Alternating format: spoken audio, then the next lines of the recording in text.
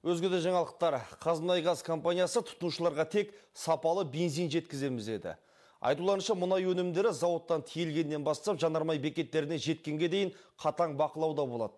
Стационарлы және жылжымалы зертханалар сынама жүргізіп, жанармай сапасын тексеруден өткізіп отырады. Компания өкілдері кез келген тұтынушының бензинге қатысты шағымын жерге қалдырмаймыз дейді.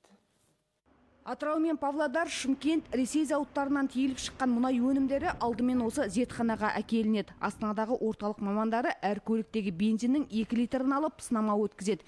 Яғни жанармай құрамындағы қорғасынның көлемі, октанның саны, фракциялық құрамы және бензолдың көлемдік үлесі тексеріледі. Соңғы үлгідегі құралдар арқылы сүзгіден өтіп, бензин сапасының талапқа сай екені дәлелденгеннен кейін ғана автоцистерналар жанар-жағармай құю бекеттеріне жіберіледі.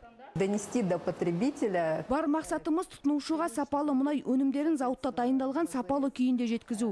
АИ 98, 95, 93 және дизель отыны түгел тексеруден өтеді.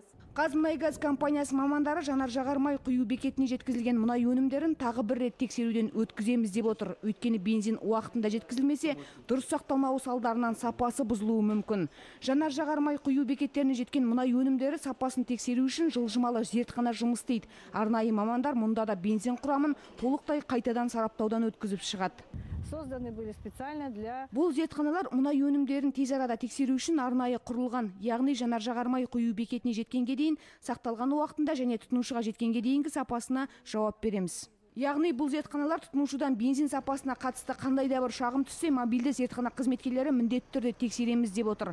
Қазмұнайгаз компаниясы сапалы жанар-жағармайдың түпкі тұтынушыға дейін жетуін қадағаламақ. Ал көлік қозғалтқышы бұзылмас үшін имиджі жоғары жанар-жағармай құю бекеттері қызметін пайдалануға кеңес береді. Гүлбану Ванятқызы, Нұркен Тоқмурзин, Информбюро, Астана.